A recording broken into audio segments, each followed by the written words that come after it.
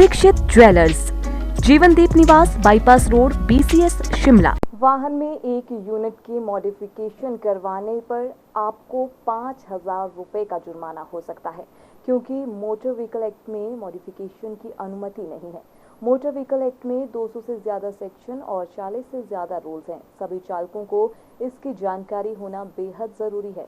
वाहन तो सभी चलाते हैं, लेकिन सभी को ट्रैफिक रूल्स की पूरी जानकारी नहीं होती। ऐसे में कोई संस्था सहयोग करे तो मोटर व्हीकल एक्ट के बारे में प्रचार सामग्री के माध्यम से लोगों को जागरूक किया जाएगा। ये बात पुलिस थाना धर्मशाला के प्रभारी सुरेंद्र ठाकुर ने कही।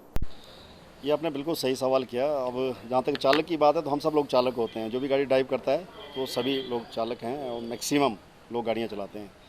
सबसे बड़ी प्रॉब्लम है कि जो हमारा ड्राइविंग लाइसेंस बनता है उसमें हमें ये जानकारी नहीं होती कि रूल्स हैं क्या।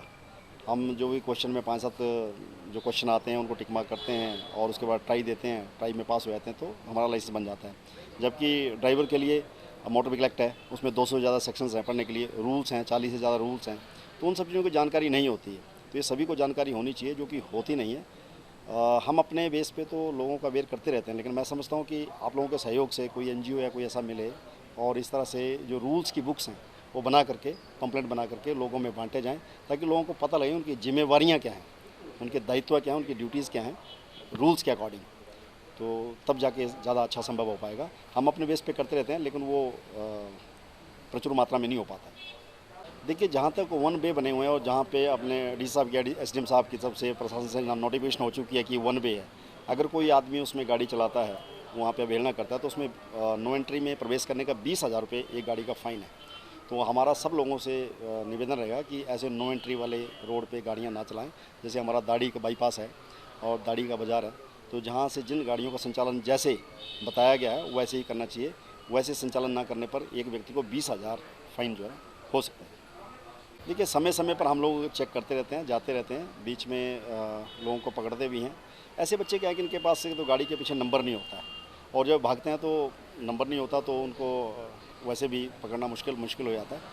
तो हमने ये रखा है कि हमें जहाँ भी कोई गाड़ी बिना नंबर की मिलती है, खड़ी हुई मिलती है, ये ईज़िली जो हम जिसको पकड़ पाते हैं तो हम उसका चालान कर देते हैं और उसको अवेयर करते हैं कि बिना नंबर की गाड़ी नहीं चलेगी। इस बीच में हमने कुछ लोगों को पकड़ा हुआ। एक बाइक अभी हमारे पास है यहाँ पे, जिसका नंबर नहीं था, बहुत ज़ोर की उसमें साउंड थी।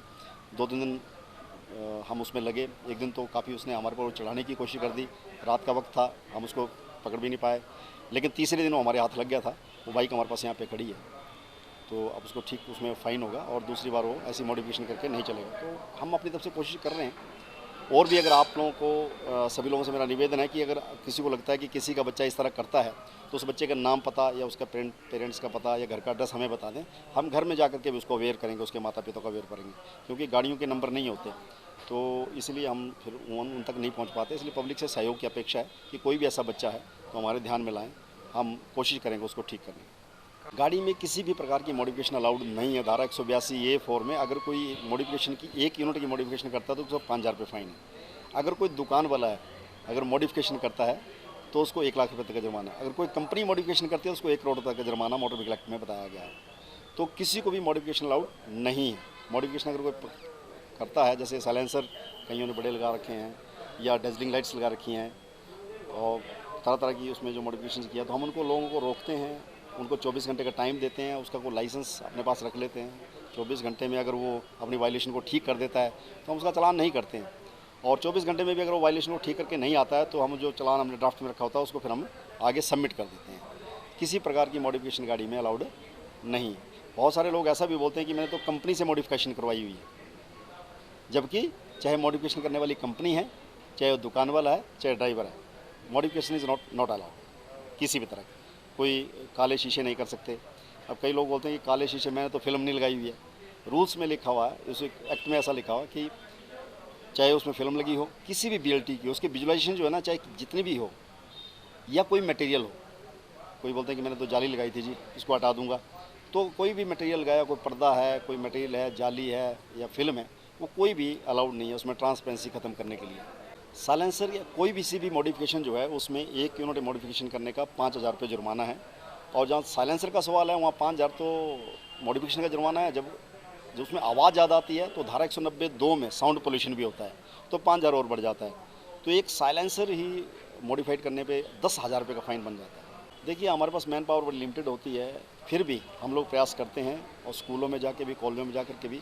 अभी तो मुझे कुछ ही समय हुआ, मैं नहीं जा पाया हूँ, लेकिन बहुत जल्दी मैं स्कूल और कॉलेज में जाकर के भी बच्चों को अवेयर करेंगे इसके बारे में। सिटी चैनल के लिए धर्मशाला से नृपजीत निपी की रिपोर्ट।